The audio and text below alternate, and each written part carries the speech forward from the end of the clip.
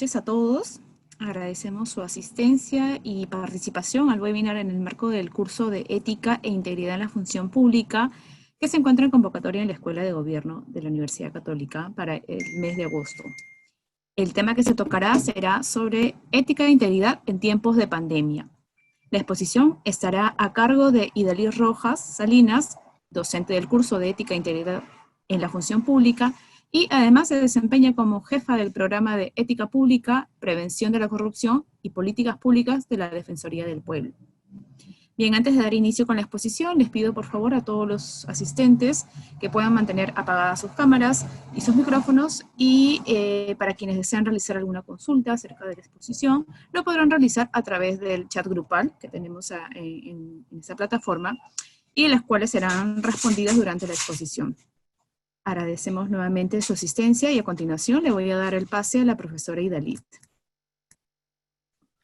Muy buenas noches, tengan todos los asistentes a este webinar denominado Ética e Integridad en tiempos de pandemia. Permítanme compartir mi pantalla.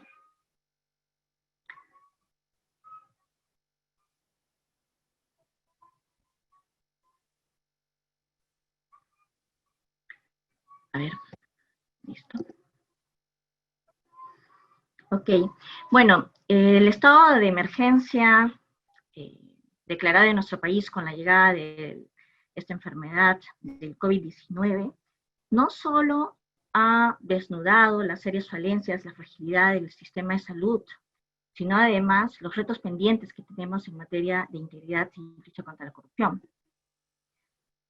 Se han presentado diversos casos que realmente han conmocionado un poco el sentir de la ciudadanía, que en estas circunstancias lo que espera es solidaridad y un actuar con integridad y transparencia de parte de los servidores y funcionarios públicos.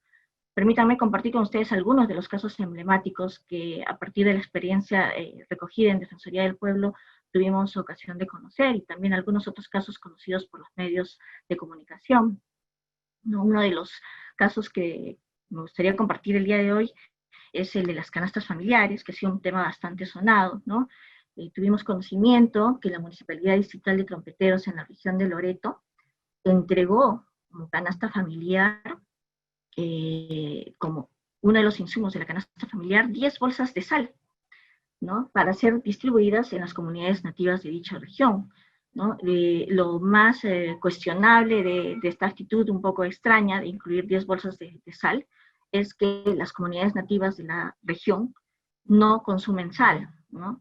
A ello se sumó, y este caso se volvió más dramático cuando se tomó conocimiento que fue el primer caso de contagio de esta dura, triste enfermedad en las comunidades nativas de dicha región, y ello debido a que la comitiva de la municipalidad liderada por el alcalde no utilizó ningún implemento de protección personal, y además de ello, uno de ellos era portador del COVID sin saberlo, ¿no?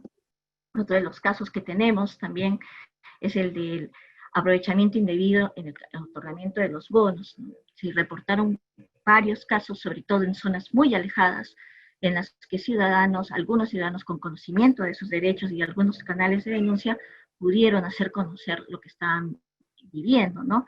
Por ejemplo, en el caso del distrito de Guarinas, también en Loreto, se condicionaron a los pobladores que fueron beneficiados con el bono 380 de parte de algunos agentes del Banco de la Nación a la compra de productos en sus establecimientos, y además al cobro de una comisión de 30 soles por el retiro, ¿no?, de este bono. Algo que realmente resulta muy cuestionable en términos morales y de falta de solidaridad, puesto que un apoyo económico de 380 soles en una región tan golpeada por la pobreza como es Loreto, realmente tenía un peso, ¿no? Otro de los casos que podemos comentar es el de irregularidades en las contrataciones públicas por servicios vinculados a la emergencia nacional.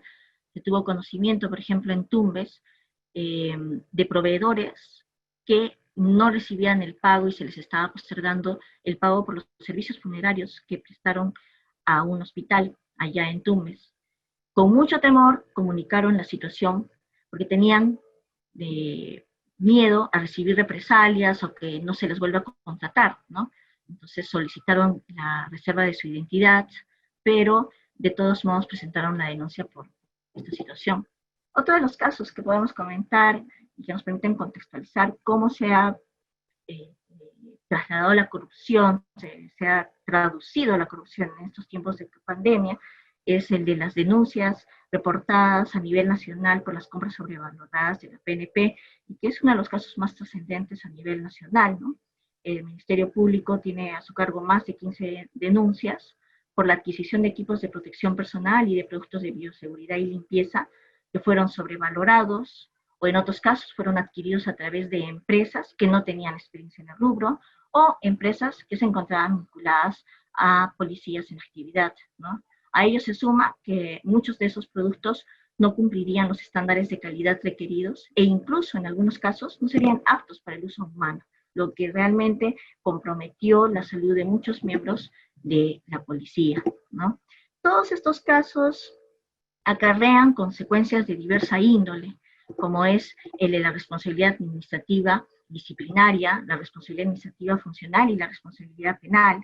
¿Cuáles son esos alcances? Eso será oportuno trabajar durante el curso que estaremos dictando más adelante sobre ética e integridad en la función pública, y donde podremos analizar cuándo determinado comportamiento puede tener una connotación o una trascendencia en el ámbito administrativo, disciplinario, cuándo en el ámbito funcional y cuándo en el ámbito penal, ¿no? ¿Cuáles son los canales para presentar este tipo de denuncias?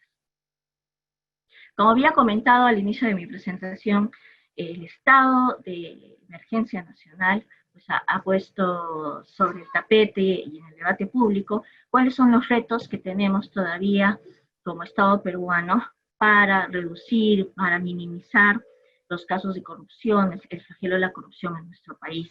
Y por eso en esta oportunidad me gustaría abordar muy brevemente cuáles han sido esos esfuerzos del Estado peruano y por qué resulta importante seguir apuntalando esos esfuerzos, particularmente en este estado de pandemia, ¿no?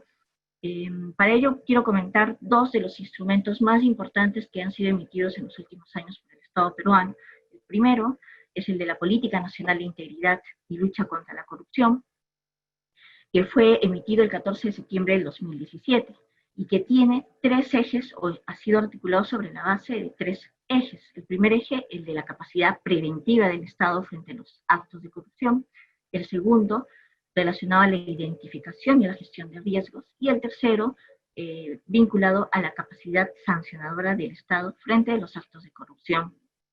A partir de la política nacional, que es la que en principio es la primera política en nuestro país, y segundo, es la que marca el derrotero de las estrategias que a nivel nacional se deben desplegar, es que fue emitido el Plan Nacional de Integridad y Lucha contra la Corrupción 2018-2021. Este plan fue publicado el 26 de abril del 2018, y de hecho hace poco, pasado abril, se han cumplido 2 años de implementación del plan, ¿no? Este plan establece 69 acciones estratégicas en el marco de 13 objetivos de la política, y conviene destacar que 50 acciones de las 69 están dirigidas a fortalecer la capacidad de prevención del Estado frente a la corrupción, además del desarrollo de una cultura de integridad, ¿no? ¿Qué es lo que nos ofrece y qué es lo innovativo tanto en la política como en el plan de integridad? Es que el plan acompaña al modelo de integridad, ¿no? ¿Qué es el modelo de integridad? Es un marco estandarizado de componentes y medidas que las entidades de la administración pública de los 3 niveles de Estado deben implementar para fortalecer y promover la integridad y hacer frente a la corrupción, pero desde un enfoque preventivo, ¿no? Esa es la inspiración que trae esta política y el plan nacional actual, que tienen un énfasis muy marcado en el aspecto preventivo de los hechos de corrupción. No podemos esperar a que los hechos se cometan y trabajar en el ámbito sancionador, ¿no? Las experiencias internacionales han demostrado que trabajando con fuerza en el ámbito preventivo de los hechos de corrupción podemos tener resultados mucho más efectivos para minimizar las consecuencias perniciosas de la corrupción, ¿no? Reducir la cantidad de denuncias y de actos de corrupción, ¿no? Este modelo de integridad planteado en el Plan Nacional de Integridad, que invito a revisar a todos los seguidores de este webinar, se ha desarrollado sobre la base de estándares internacionales y buenas prácticas planteadas desde la cooperación internacional, con la finalidad de mejorar la organización para la administración pública y para promover la lucha contra la corrupción. Para ello se han tomado en cuenta los referentes que nos da la Organización de las Naciones Unidas, la OEA, el Banco Mundial, y particularmente ha tenido una gran influencia de los estándares internacionales que viene actualmente ofreciendo la Organización para la Cooperación y el Desarrollo Económicos, ¿no? Este modelo de integridad plantea que debe ser implementado por las oficinas de integridad. De acuerdo a la normativa vigente, las entidades de los 3 niveles del Estado deben, en algún momento, deben implementar la función de integridad para poder canalizar este modelo de integridad que trae el plan. Esa función de integridad es canalizada a través de las oficinas de integridad o sus equivalentes. ¿A qué nos referimos cuando hablamos de equivalentes? Podemos hablar de unidades funcionales, que son grupos más pequeños, no tienen la dimensión de una oficina de integridad, o a grupos de trabajo, o la delegación en un servidor que haga las veces de las funciones que debe asumir una oficina de integridad, ¿no? ¿Cuáles son las funciones que asume esta oficina de integridad o la función de integridad en sí, ¿no? Implementar esta función y liderar el proceso de implementación del modelo de integridad, así como asegurar ese seguimiento, supervisión y monitoreo de dicho modelo. En esta oportunidad y en el contexto de la pandemia, me parece muy importante hacer un llamado a la difusión sobre la importancia y el rol que desempeñan las oficinas de integridad. Se los comento por los siguientes motivos. Algunas de estas funciones son las siguientes: apoyar en la identificación y gestión de riesgos de corrupción. En estos tiempos de pandemia resulta fundamental que las oficinas de integridad revisen, en caso cuenten ya con una matriz de gestión de riesgos, revisen esa matriz de gestión de riesgos, se aseguren de haber incluido el enfoque o haber incluido el escenario de una emergencia nacional, ¿no? Porque, como se sabe, en tiempos de emergencia nacional, la normativa sobre contrataciones públicas se flexibiliza y el ámbito de riesgos de corrupción se amplía, ¿no? Es casi equivalente a mayor flexibilidad y menos controles, mayor es el espectro de riesgos de corrupción que se pueden cometer. Y ahí la Oficina de Integridad cumple un rol vital ofreciendo un mapeo de cuáles son los riesgos de corrupción que su entidad, su sector puede enfrentar en estos tiempos de pandemia. Otra de las funciones que tiene la Oficina de Integridad es la de implementar, conducir y dirigir la estrategia institucional de integridad y lucha contra la corrupción y supervisar su cumplimiento, ¿no? Entonces, la estrategia para enfrentar los hechos de corrupción que cada sector presenta está a cargo de estas oficinas de integridad, ¿no? Supervisar el cumplimiento de la normativa de transparencia, gestión de intereses y conflicto de intereses es otra de las funciones fundamentales. En estos tiempos de pandemia, cuán importante es que las oficinas de integridad trabajen de forma articulada con el área de contrataciones, con logística, para asegurarse de que los proveedores no se encuentren incursos en situaciones de conflicto de interés o no pongan en una situación de conflicto de interés, a los funcionarios y servidores que se encuentran laborando en dicha institución, ¿no? Se ha dado el caso y muchos han tomado conocimiento, se toma conocimiento por los medios de comunicación, en situaciones en las que familiares muy cercanos no han declarado tener un vínculo de consanguinidad o de afinidad con funcionarios y se han presentado como proveedores en diversas instituciones. Eso denota muchas cosas, no solo puede ser mala fe, sino también desconocimiento de la normativa. Y por eso es tan importante conocer cuál es la normativa, que es comprensiva y de algún modo difuso, relacionada con el tema de integridad y lucha contra la corrupción, y que es lo que abordaremos a lo largo de los diversos módulos que hemos preparado en el curso de Ética e Integridad. Otra de las funciones de la Oficina de Integridad es la de coordinar e implementar las actividades de capacitación en ética pública, transparencia, conflicto y gestión de intereses, entre otros temas que son fundamentales y esenciales para trasladar una estrategia de lucha contra la corrupción y de integridad, ¿no? Que sea más comprensiva. Otra de las funciones es la de orientar y asesorar a los funcionarios y servidores públicos sobre las dudas, dilemas éticos, situaciones de conflictos de interés, entre otros. No solo en los tiempos de pandemia, sino en tiempos regulares, muchos funcionarios tienen buena fe y tienen la decisión, la voluntad de actuar con corrección, de acuerdo al marco legal. Pero la gestión pública suele presentar diversos dilemas para actuar con eficiencia, para ejecutar con eficiencia los recursos, pero también cumpliendo la normativa. Y allí es donde se dan muchos escenarios en los que podríamos llamar escenarios grises, en los que uno no sabe cuál debe ser el correcto actuar.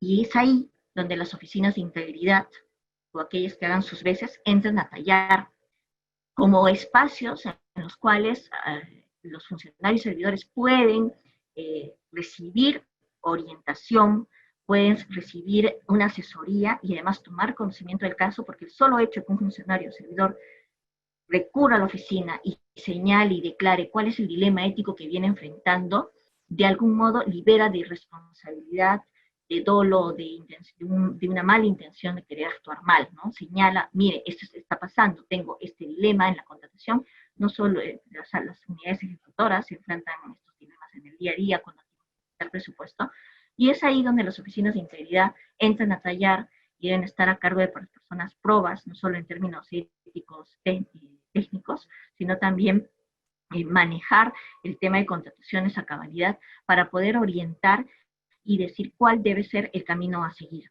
¿no? Para evitar que los funcionarios y servidores incurran sin quererlo en situaciones de conflicto de interés o en una gestión indebida de intereses o alguna contravención a la normativa relacionada con integridad y lucha contra la corrupción. Una de las funciones que en esta oportunidad quiero destacar en mayor detalle, dada la relevancia de trasladar estos conocimientos en estos momentos de emergencia nacional, es la relacionada con la función que se le ha atribuido a la Oficina de Integridad, de acuerdo al marco legal del Decreto Legislativo 1327. Las oficinas de integridad tienen el deber de recibir, trasladar, realizar el seguimiento y la sistematización de las denuncias por actos de corrupción, así como también todas las solicitudes de medidas de protección al denunciante de acuerdo a lo que corresponda, ¿no? Esta es una función muy fundamental y poco conocida. Cuando alguien dice, ¿dónde denuncio?, suelen hacerte llegar o promocionar correos electrónicos, pero la población, la ciudadanía en general, no tiene muy identificado cuáles son las oficinas de integridad y qué rol cumplen. Las oficinas de integridad son el primer filtro por el que pasa o debe pasar una denuncia respecto a una irregularidad, un acto de corrupción producida en una entidad pública. Son ellas las que no solo cumplen con ser el primer filtro para identificar si cumple con los requisitos la denuncia presentada, sino que tiene esta función tan particular de estar a cargo de atender las solicitudes de protección al denunciante, evaluar los hechos, ¿no? Y disponer qué medidas de protección se le van a otorgar, no solo al denunciante, sino a los testigos de hechos de corrupción. También evalúan si la denuncia presentada es maliciosa y disponen también las medidas que correspondan. Más adelante veremos cuáles son los alcances y a qué le denominamos denuncia maliciosa. También, luego de esa evaluación que realizan de la denuncia, tienen el deber de trasladar esta denuncia y todos los documentos que la sustenten a la Secretaría Técnica de Procesos Disciplinarios y o al Procurador Público en caso de meritarlo. Y es la Secretaría Técnica de Procesos Disciplinarios la encargada de hacer una evaluación preliminar e iniciar un proceso de corresponder, ¿no? Entonces, a lo largo del curso también tendremos oportunidad de tener una sesión específica sobre cuál es el rol que cumple la Secretaría Técnica de Procesos Disciplinarios. Muchos de los casos que hemos recibido, por ejemplo, hablo a partir de la experiencia particular y que muy agradecida que tengo en Defensoría del Pueblo, muchos de los casos reportados a nivel nacional, en muchos de estos casos los denunciantes señalan tener mucho temor a presentar la denuncia a dar a conocer su nombre y a recibir represalias.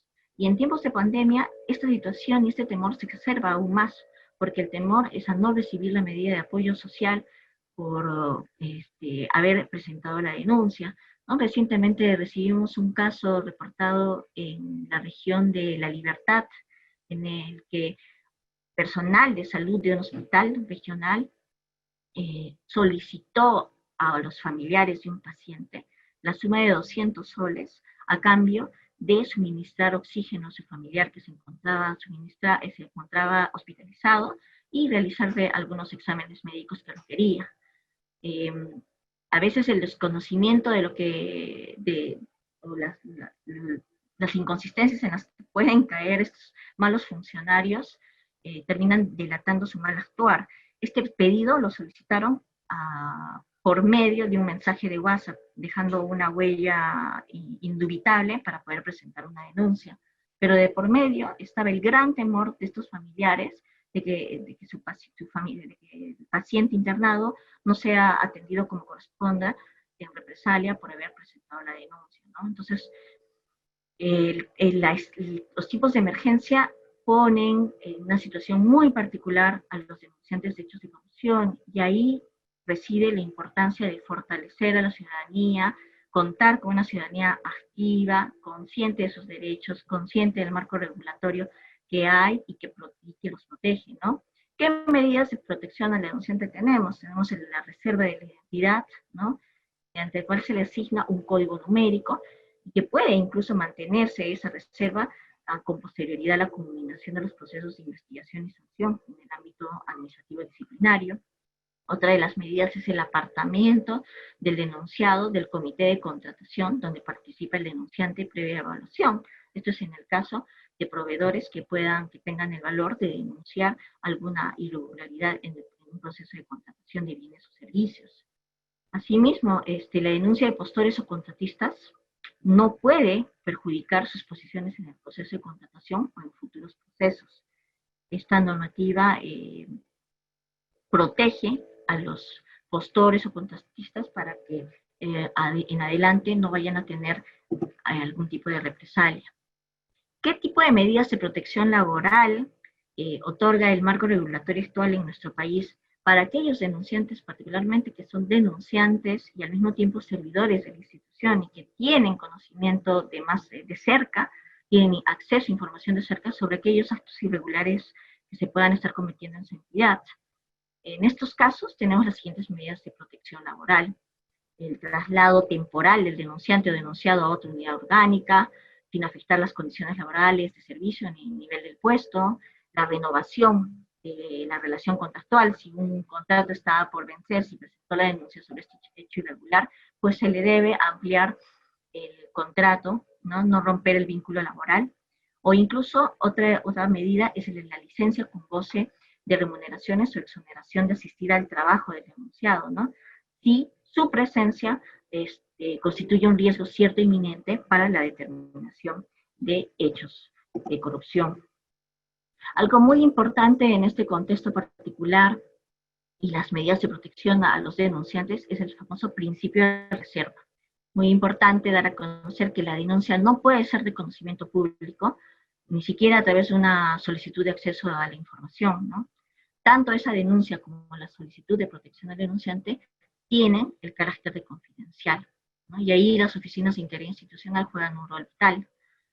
Los servidores que intervienen en el trámite de la evaluación de la denuncia que contenga esta solicitud de medidas de protección también están prohibidos de divulgar cualquier aspecto de la denuncia, incluida la identidad del denunciante o de los testigos. ¿Qué más tenemos en el ámbito de este principio de reserva que suma a la protección del denunciante?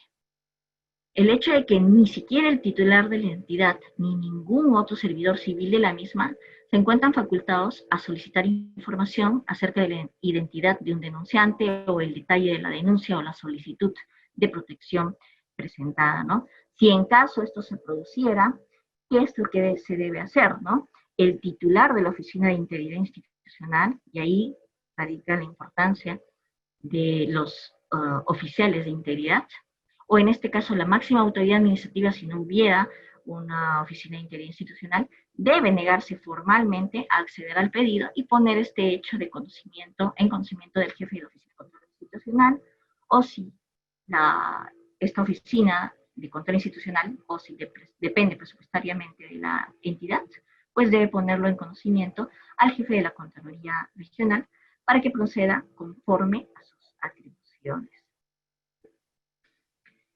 Algo que también resulta muy importante tener presente es que uno debe tener mucho cuidado para presentar una denuncia, en el sentido de que no debe incurrir en la presentación de denuncias de mala fe.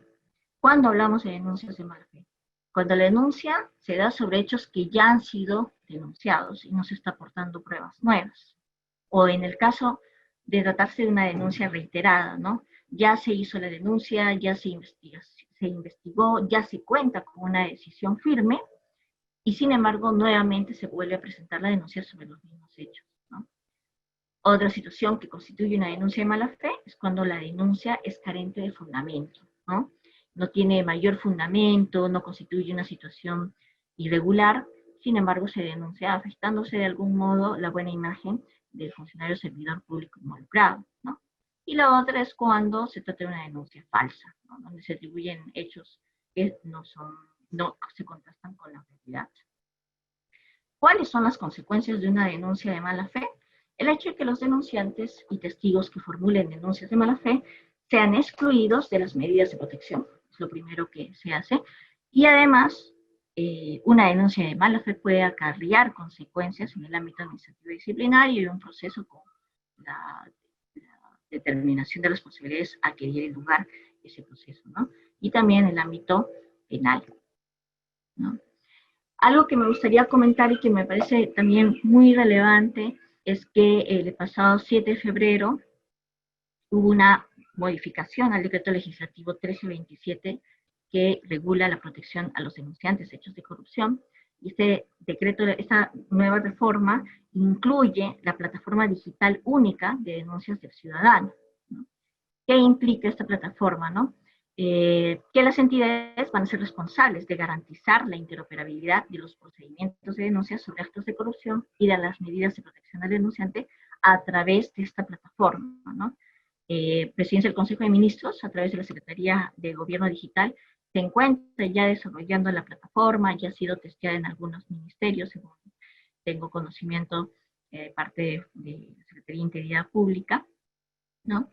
Y esta plataforma va a constituir el canal único de contacto digital del Estado peruano con la ciudadanía para dichas denuncias. Aquí hay un print page de cómo se ingresa para presentar la denuncia. Y ello va a permitir no solo generar información estadística sobre la dimensión de todas las denuncias que a nivel nacional se presentan en los 3 niveles del Estado, que es hacia lo que aspira esta plataforma, sino además va a permitir la trazabilidad en la investigación de los casos. El ciudadano va a poder tener acceso a consultar en qué estado se encuentra esa denuncia. Algo que es muy importante precisar también es que en estas denuncias los ciudadanos no forman parte del proceso, ¿no? Son unos colaboradores en el proceso, pero no forman parte. Sin embargo, esta plataforma va a permitir realizar un seguimiento, va a permitir darle trazabilidad a todas las denuncias que se presenten en el Estado, en las diversas instituciones, y asimismo, con esta plataforma va a haber mayor transparencia respecto de qué denuncias se archivan, por qué se archivan. Realmente considero que va a ser es el inicio de una gran transformación al depositarse todas las denuncias en una sola plataforma y promover la interoperabilidad entre las entidades que tienen a su cargo el deber de investigar y sancionar en el ámbito administrativo disciplinario a aquellos malos funcionarios. Bueno, muchísimas gracias por mi intervención. Voy a dar pase para preguntas que tenga el público.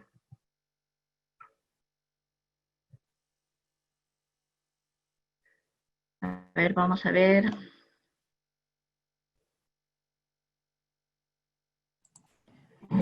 A ver, aquí me consultan. En Contraloría existe la declaración de conflicto de intereses que me parece una buena herramienta en cuanto a integridad del personal que labora en las entidades. Esta declaración se realiza a todas las entidades. Sería interesante corroborar toda esta información por las oficinas de integridad de cada entidad pública. Sí, a ver, vamos a hacer algunas precisiones respecto de este aporte. En principio, en la actualidad hay dos sistemas de declaración de jurada de intereses. Una está a cargo de la Presidencia del Consejo de Ministros y la administra la plataforma PIDE, la Plataforma de Interoperabilidad del Estado Peruano, junto con la Secretaría de Integridad Pública, que es el órgano rector de la Política Nacional de Integridad y Lucha contra la Corrupción, ¿no? Y un sistema de declaración jurada de intereses que maneja la Contraloría, y a la cual se encuentran vinculados los funcionarios y servidores de Contraloría, ¿no? Recientemente se presentó hace un par de meses un debate respecto de que los congresistas de la República decidieron apartarse de la normativa vigente general, que es la que ahorita está rigiendo el sistema de declaración jurada de intereses que tiene la Rectoría, la Secretaría de Integridad Pública. Los congresistas plantearon alejarse o apartarse de este régimen para presentar su declaración jurada a la Contraloría General de la República, ¿no? Entonces, ahorita ese es un tema que se encuentra en debate, porque la tendencia es a que los servicios del Estado y la transparencia de la información se dé a través de una plataforma nacional que tenga que cumpla con los estándares internacionales para el intercambio de datos. De acuerdo a la normativa vigente, las oficinas de integridad institucional tienen a su cargo el deber de velar por una presentación rigurosa de la información de la declaración jurada de los altos funcionarios de sus entidades. Es una función muy importante que se les ha atribuido desde julio del año pasado, y por eso reiteramos también ahí la importancia del rol que juegan las oficinas de integridad. Queda en debate esta coordinación que tendría que ser Contraloría con Secretaría de Integridad Pública para unificar el sistema, porque que hayan dos sistemas en paralelo va a impedir que se permita un cruce de información, ¿no? Si ustedes ingresan, ponen en el Google declaración jurada de intereses, sale la plataforma PIDE del Estado peruano y pueden hacer la consulta de cualquier funcionario y revisar la declaración jurada de intereses, ¿no? Es una iniciativa en el marco de la implementación de la política y el Plan Nacional de Integridad, en la que ha estado trabajando arduamente estos últimos años la Secretaría de Integridad Pública, y que ya está dando resultados porque hay un número muy alto de funcionarios y servidores que tienen mandato bajo el marco legal, tienen el deber de presentar una declaración jurada de intereses, y está permitiendo realizar algunos cruces e identificar posibles conflictos de interés. A ver, acá me comentan, coinciden que la prevención obtendrá mejores resultados en el sentido que evita la ocurrencia del acto corruptivo, no esperar que ocurra. Para ello, la Contraloría y Fiscalía deben emitir normas al respecto. Es cierto, pero de acuerdo al rol que cumple tanto la Contraloría como el Ministerio Público, el fuerte está más en el ámbito sancionador, en el caso de Fiscalía, sobre todo, y en Contraloría en el ámbito del control. Por eso es que las oficinas de integridad sí juegan un rol eminentemente preventivo, porque están ahí para prevenir los riesgos, están ahí para escuchar al funcionario sobre cuál es el dilema que puede estar enfrentando, y para juntos, en equipo, compartiendo los dilemas y compartiendo las responsabilidades, se tome las mejores decisiones, se transparente la información y se evidencie la voluntad pública, ¿no? La voluntad de querer hacer las cosas de la mejor manera.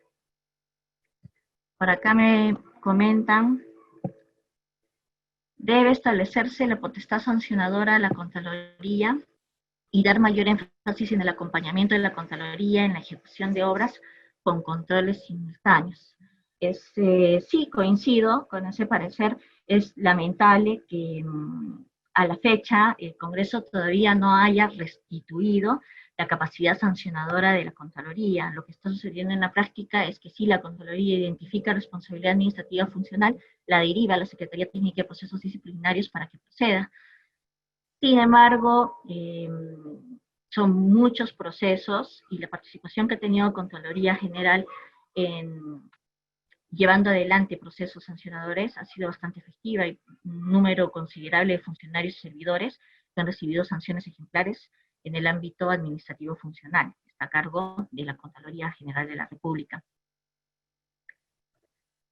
Nos dice, el Perú no solo es Lima o las capitales de regiones. Estas normas no funcionan en casi la mayoría de las municipalidades distritales, donde la corrupción al mando de los alcaldes hacen lo que quieren, incluso atentan contra la vida de sus opositores.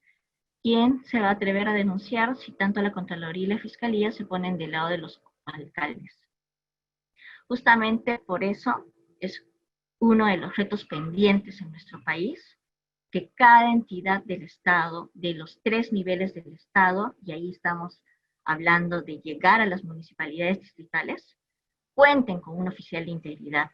Y ese oficial de integridad tenga total independencia funcional, pero también administrativa, que es a lo que se aspira, para que pueda investigar y garantizar las medidas de protección a los denunciantes y cumplir con la función de integridad, advertir los hechos de corrupción y denunciar de acuerdo a lo que corresponda. Ese es el reto pendiente. Lamentablemente estamos todavía en una etapa inicial.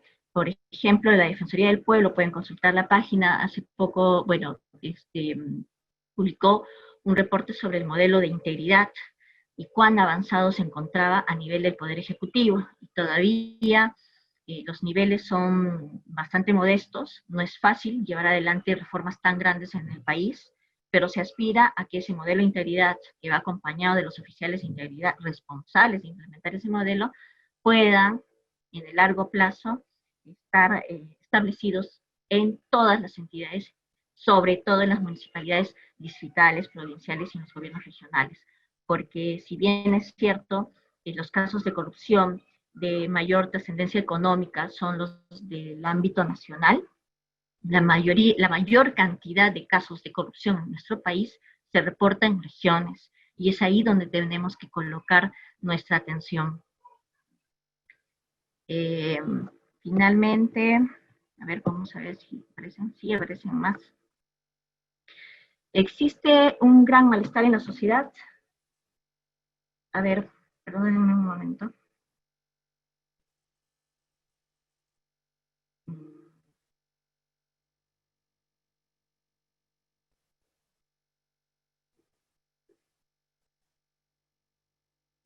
Ya, a ver, decían, existe un gran malestar en la sociedad porque todas las instituciones públicas, sin excepción, están pagando sumas muy altas por productos como mascarillas y similares. Si la Contraloría y la PNP también lo hacen. La plataforma digital única de denuncias del ciudadano realmente protege nuestra identidad. Bueno, el marco regulatorio está dado para que eso sea así, para que se proteja la identidad de los denunciantes. Entonces,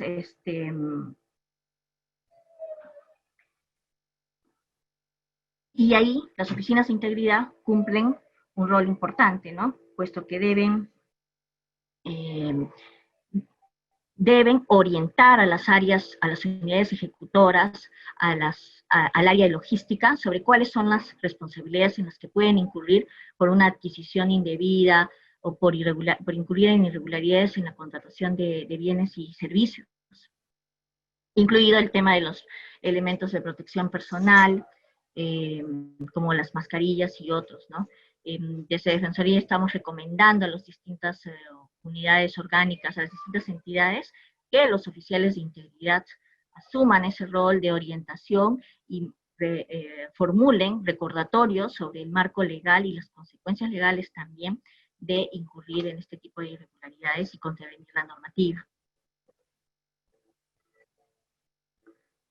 Tengo el caso de un personal esencial a quien por determinación de un funcionario le recortaron el pago de sus servicios correspondiente al mes de abril. ¿Esto puede considerarse como abuso de autoridad? Bueno, es una consulta que no está necesariamente vinculada con el tema que estamos viendo ahora, pero habría que consultar cuál es mayor información para poder determinarlo. Está más vinculado al ámbito laboral, habría que ver cuál era el tipo de contratación, si se trataba de un caso, una orden de servicios, ¿no? Porque en estos tiempos de pandemia no ha habido una directiva cerrada de parte de Servir para señalar que se deben continuar con las contrataciones impedir las no renovaciones, ¿no? Cada entidad ha sido libre de determinar la renovación o no renovación de su personal sin tomar en cuenta este contexto actual. Otra pregunta que me formulan, ¿no? Si bien la plataforma única es un elemento saludable que va a reforzar el modelo de integridad en la administración pública, ¿cuál es su opinión de lo que tenemos hoy en materia de integridad de los organismos adscritos a ministerios, por ejemplo? ¿Hay un efectivo control de las oficinas de integridad de los ministerios o es un desempeño desigual? Sí, efectivamente, estamos en un proceso de reforma grande y muy trascendental, pero estamos yendo a paso lento, de acuerdo a la supervisión que realizamos sobre cuán implementado está el modelo de integridad en Defensoría del Pueblo. Vimos que los ministerios son los que están más avanzados, pero son grandes los retos de los órganos adscritos a dichos ministerios, ¿no? Se requiere mayor articulación entre los oficiales de integridad a nivel de ministerios con los responsables de la función de integridad en los órganos adscritos para trabajar de forma coordinada y articulada la implementación de las estrategias institucional de integridad en sus unidades, ¿no? Nos dicen, ¿es posible crear veedurías ciudadanas financiadas por el Estado? Bueno, en teoría sí. En teoría sí. Lo importante es que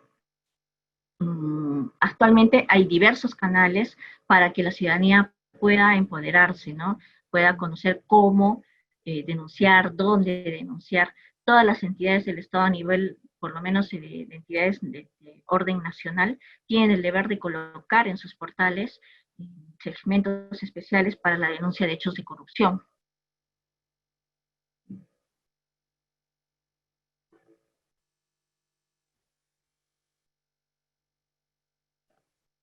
A ver, vamos por acá.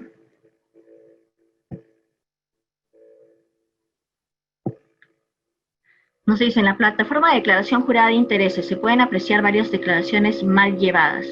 A propósito, quizás alguien revisa que los funcionarios las llenen bien, así como hay otras entidades donde menos del 20% de funcionarios han hecho la declaración jurada. Un ejemplo de la municipalidad de Miraflores. Miren, el deber de que esas declaraciones sean bien llenadas parte primero del propio funcionario, porque eso trae responsabilidad administrativa y disciplinaria. Si se llega a identificar que un funcionario declaró información falsa o imprecisa, eso conlleva al inicio de un proceso administrativo disciplinario. Acá el participante preguntaba, ¿no? ¿Quién las revisa, no? ¿Quién tiene el deber de revisarlas e identificar? Justamente los oficiales de integridad son los que tienen ese deber tan importante de asegurarse de que la información sea fidedigna, de hacer los recordatorios, sobre todo, ¿no? Hacer los recordatorios a los funcionarios de que la declaración falsa da lugar a responsabilidades, ¿no?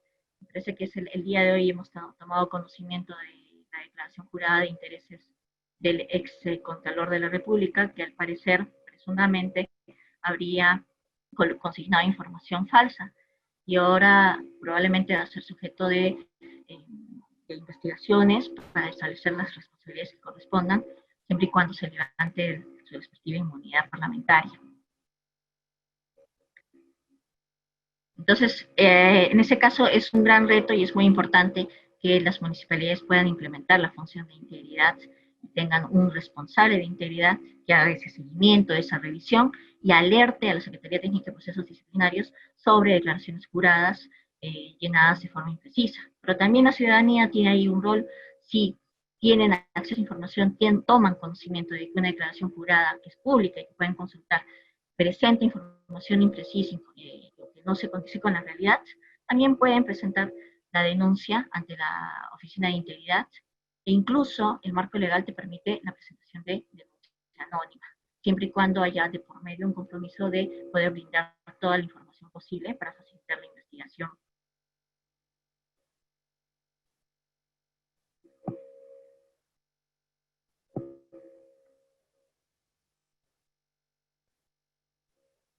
¿Cómo proteger a las personas en los distritos pequeños? Bueno, la pregunta está muy amplia, pero tal vez es cómo protegerlos de estos actos de corrupción que afectan sus derechos, ¿no? En aquellas zonas alejadas y pequeños distritos.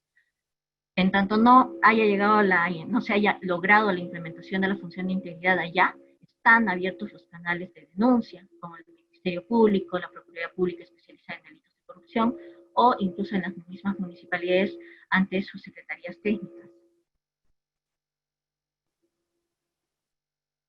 Nos dicen, ¿se podría decir que en los 3 niveles de gobierno todavía está en proceso el modelo de integridad?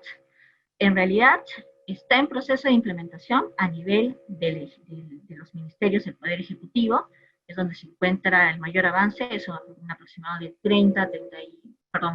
más del 40% de componentes del modelo de integridad que han sido implementados a nivel de ministerios. El segundo escalón será el de los organismos adscritos, y de ahí los gobiernos regionales que también están en proceso de implementación. La Secretaría de Integridad Pública, que como comenté anteriormente es el órgano rector de la implementación de la política y el Plan Nacional de Integridad y Lucha contra la Corrupción, viene desarrollando diversos esfuerzos. El año pasado, en coordinación con el Ministerio de Justicia y Derechos Humanos, realizaron la Caravana de los Derechos, que incluyó un capítulo para el tema de corrupción, de lucha contra la corrupción, y firmaron pactos regionales en varias regiones del país para que los gobiernos regionales se comprometan en la implementación de la función de integridad.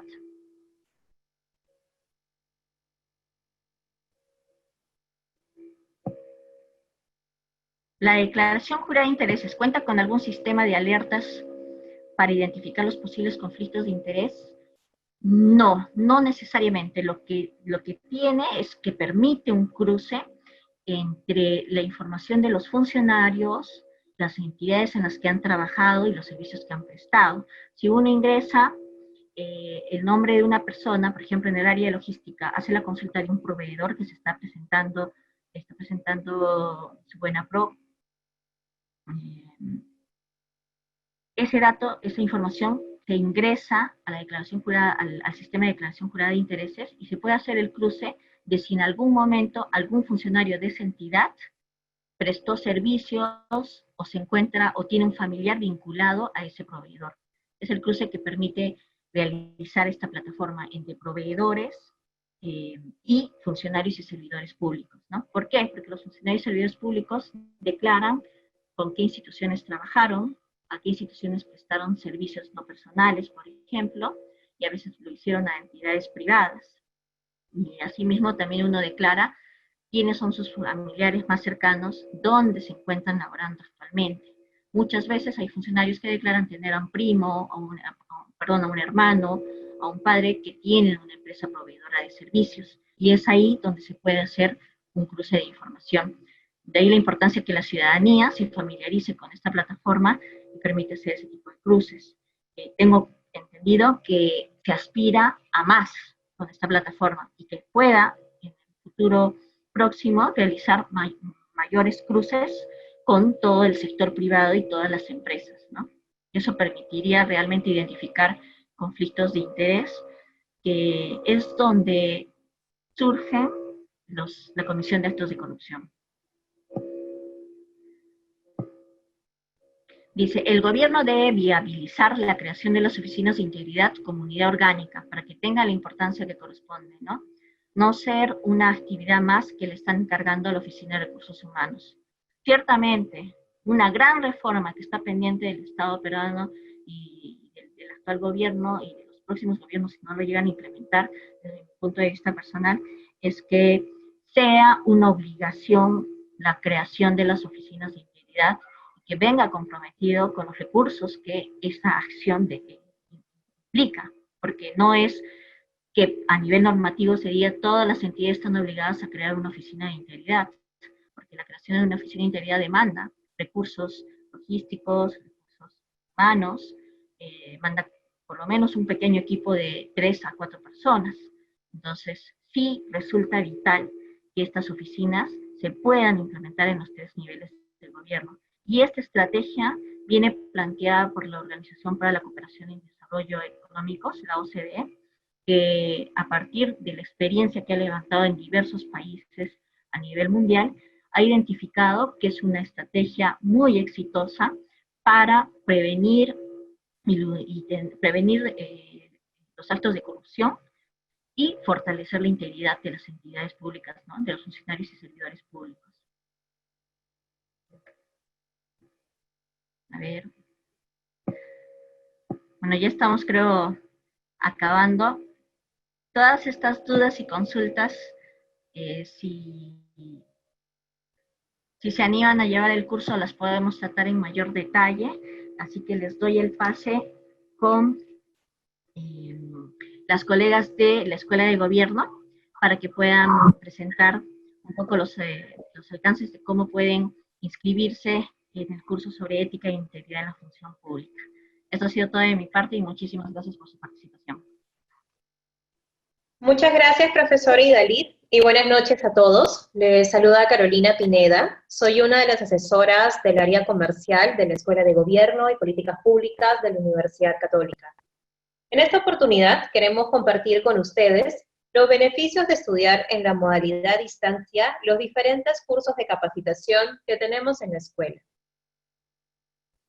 En primer lugar, tenemos una plana docente con amplia experiencia en el sector público.